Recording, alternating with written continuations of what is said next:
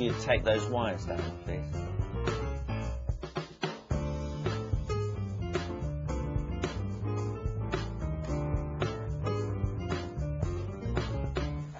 Right, I'll get off then. I need you to operate the equipment while I talk to the client. What's the video? We're reviewing some scenes we filmed about safety interventions. Thrilling. Ready? Hang on, we're waiting for the client. She's on her way. Oh. What's a safety intervention? It's what I did when I asked you to take those wires down.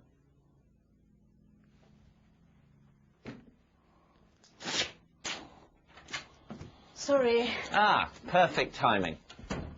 Oh, this is Pete. He's our technician. Hello, Pete. Hello. Have a seat. Sorry. So, shall we start? Uh-huh. Thanks, Pete.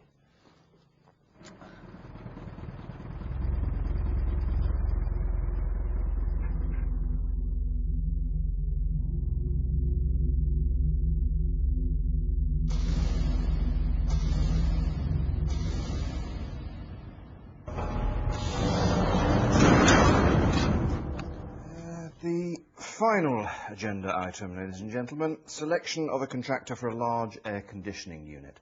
This went out to tender, and we've had 3 proposals back. 1 from the manufacturer of the existing unit, and 2 from new suppliers. It would seem we could make a significant saving. Savan, do you want to make a recommendation? Okay. This is a large unit, but it's standard equipment. One of the new firms is a good $250,000 cheaper, so it's a no-brainer. I assume all the contractors have a good HSSE record? This is not safety-critical equipment. Then we've nothing to lose. All in favour? Carried. We've just made someone's day. Any other business? What do you think? Well, you've managed to capture how for most of the tender board there was a sense and intervention failure. They simply didn't recognise the risks, so they couldn't intervene. By sense failure, do you mean common sense? Not quite. The tender board didn't sense the existence of the hazard, so they didn't intervene. Got it.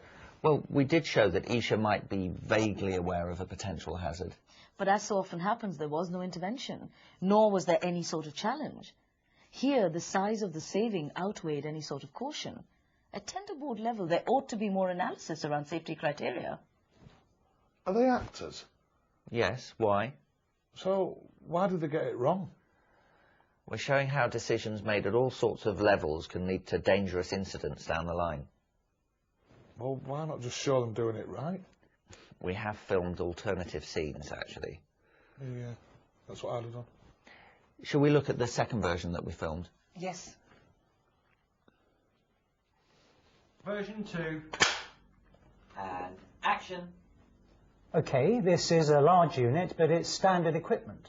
One of the new firms is a good $250,000 cheaper, so it's a no-brainer.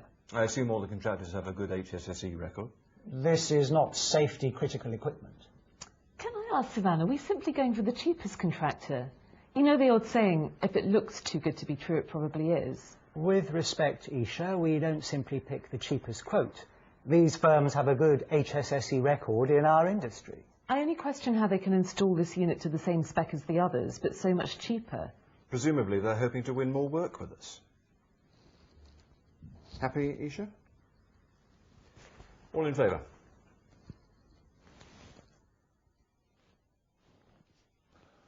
Pretty poor effort at intervention. Well, if it was easy, we wouldn't need to work at it. It's a skill set which needs constant practice. She wasn't very tactful. She put people's backs up. You're absolutely right there, Pete. No one around that table believes they make bad decisions. OK, shall we view the third version? Do they get it right this time? I'll let you be the judge. I assume all the contractors have a good HSSE record? This is not safety-critical equipment. I have a couple of questions. Could you just reassure us, Savan, does this unit meet our environmental standards? And secondly, do all the contractors have a good track record with this sort of complex installation work? Yes, all the tenders do meet environmental standards. They use non-CFC refrigerant. And on the installation point, they have all included technical descriptions of the work. Seems straightforward to me. What are your concerns, Isha? Well, Am I right in thinking this is quite a heavy item of equipment to be lifted into place? To be absolutely honest, I'd like more time to consider the installation risks. We must really be sure the new contractor is working to the same safety standards as us. We need to make a decision quickly. I'm inclined to take Isha's view. We need to move quickly, but let's make the right decision. Thanks for your intervention, Isha. Savan, could you do a risk assessment on the installation work, and we'll review at a separate session based on all the facts? Okay? That was better. What I'm showing in this scene is the tender board thinking through the health, safety and environmental implications of their decisions. So are you saying that all hazards are management's fault? Don't be ridiculous. No, we're saying that interventions can and should be made at all levels of the organisation.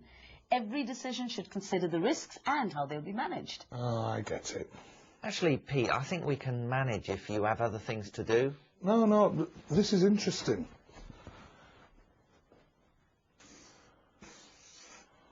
Now, if a member of the opposing team kicks a ball from their half towards your goal, the hazard is that they score. So, our first intervention are the forwards, but they leave it thinking that it'll be picked up in midfield. Now, our midfielders leave it because it's the job of the defenders.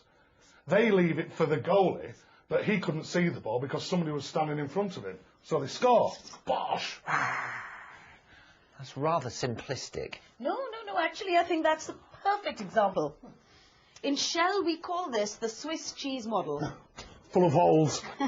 That's it. And we set up various barriers, which could be procedures, designs, hardware, competencies, and so on. But nothing is perfect, and so these barriers are full of holes. And that makes it look a bit like a Swiss cheese. You see? When the holes line up, we have an incident. So we want to try and make sure that the holes are as small as possible, and also to ensure that they don't line up. And if there is the slightest shadow of a doubt, we should intervene. Well, even when those controls are in place. Definitely. You can intervene at any stage because controls and processes sometimes fail. Oh, I can see that. Next scene, please. Right. Let's assume that the tender board didn't make their intervention. This is what might have happened.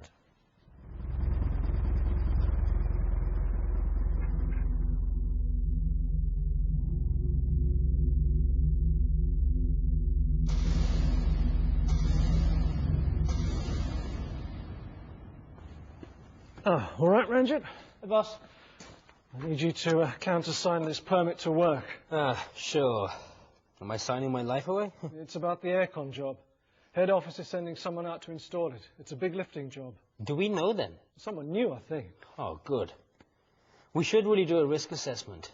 This might mean extra supervision. Are you telling me my job? No, not at all, boss. Because if it's good enough for head office, it ought to be good enough for you. Sure. Happy? Of course. Right, well, see you later. How often does this type of scenario happen? Unfortunately, it's usually contractors who are involved in our serious incidents.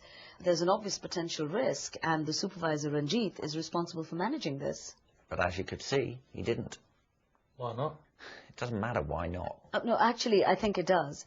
People fail to intervene because of complex reasons like losing face or damaging their local reputation. Sometimes they simply think it isn't their job. And sometimes they have tried to intervene and been given a hard time as a result. So there are a few things going on there. The supervisor could have intervened when he checked the permit to work. And the manager could have intervened at the head office request if he'd recognised the need for extra supervision of a new contractor. Yes, and in the end, Ranjit was more afraid of upsetting his boss than of any hazard he might be contributing to.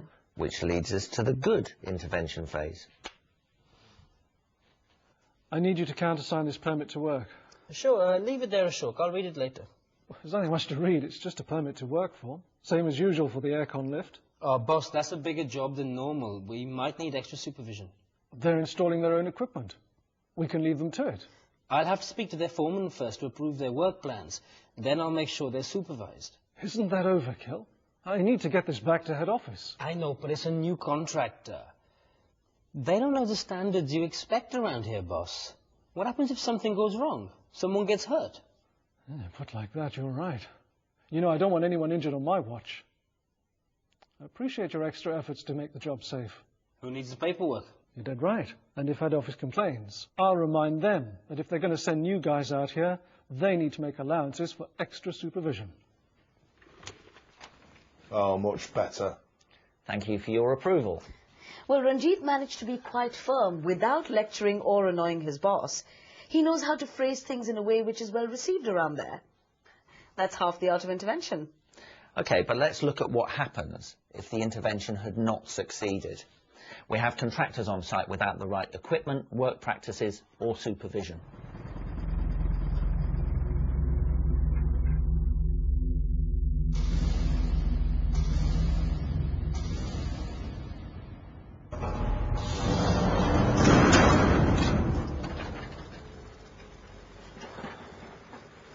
If you moved any slower, you'd be going backwards.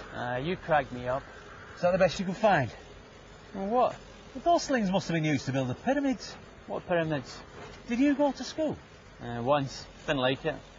Get some decent slings. These are all right. I used them yesterday. Huh? What for? Lifting your lunchbox? You're so funny. I didn't ask you to stop it. But this is too obvious, isn't it? Out-of-date, tatty slings. This accident waiting to happen. Sadly, it isn't unusual. These guys feel pressure from the supervisor, who feels pressure from the manager. So it goes. Can we review the good intervention we filmed? Sure. If you moved any slower, you'd be going backwards. You cracked me up. Have you seen these? I've seen slings before, yes. They're out of date. Well, I'm not colourblind, I can see that. Do we have any new slings? These will do. They're a bit knackered, but they've lifted a lot heavier than this. Well, I'm not happy with them. Well, we're not paid to be happy. Come on, I'll get them lashed on. It'll take 5 minutes to find the right slings. Look, the supervisor might be around any minute, and we better look like we're working. 5 minutes. Give me the slings, I'll do it myself. But we can't use those, mate. They're not good enough. There'll be an accident, and even if that unit doesn't kill anyone, we'll be filling out forms forever. All right, all right. 5 minutes. Hurry up. All right. Hey, don't run. Good example of looking after your mates, even if it isn't appreciated at the time. Job done. Disaster averted. We haven't finished. Sorry. We have to discuss the next section of the video, how interventions work and don't work. Right, what have you got for us? We've been using the Hearts and Minds tool working safely with a lot of teams. They've been using it to get better at sensing hazards. None of this is good. Now, there's some stuff in here about spotting invisible hazards. What's that all about? Those are the most dangerous ones, you know, like fatigue, someone's competence, not appreciating the risks. But it's another exercise in the centrefold we're focusing on here, the one where teams discuss and practice interventions, what would work or not work for them. Have a look at what we cut together on what makes a bad intervention. Shall I press play? Please do. I don't like being lectured. Exaggeration is very unhelpful. When people say things like, "You always do that," no, I don't. Be made to feel stupid. There's no excuse for rudeness. Saying things like, "Only an idiot would do what you're doing." It can be firm, but polite. If people pretend that they are perfect. A supervisor once said to me, "You'll never see me doing that." Well, I did see him doing it. People stating the obvious in a patronising way, like, "Careful with that knife, it's sharp." People not taking the trouble to understand cultural differences. Touching me on my head. The head is the seat of the soul. That's interesting. I didn't know that. If you didn't keep stopping it, you'd learn even more. Sorry. I don't think anyone gets it right all the time. You have to practice.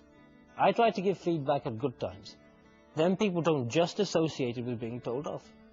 Every team is unique, and so is every individual in that team. I try to use the approach that works best for them. I'd say give it a go. It might be embarrassing. But no one died of embarrassment. So now we move on. I see. You're saying that there's no one way to intervene. You have to tailor it to the person that you're talking to. Exactly. Yes, that was my intention. There must be some common approaches, though, aren't there? You know, hints and tips. Coming up. Tell them what you observed, explain the concern, and suggest what they ought to be doing. Keep it professional. Don't be emotional or angry. Intervention is good feedback, not an opportunity to discipline someone or get even with them. Humour helps. Always thank the person doing the intervention. This encourages more intervention in the future. Is that the end? Not quite, just one final sequence. Intervention isn't always about discussion or planning. It's sometimes about instant action.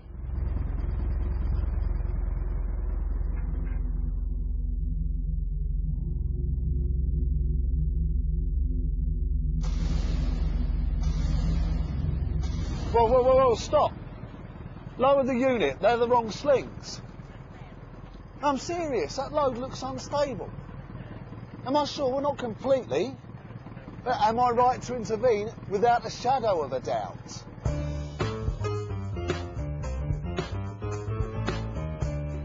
Happy? Yeah. Fantastic. Very good indeed. Brilliant. Well, Okay. we've all got to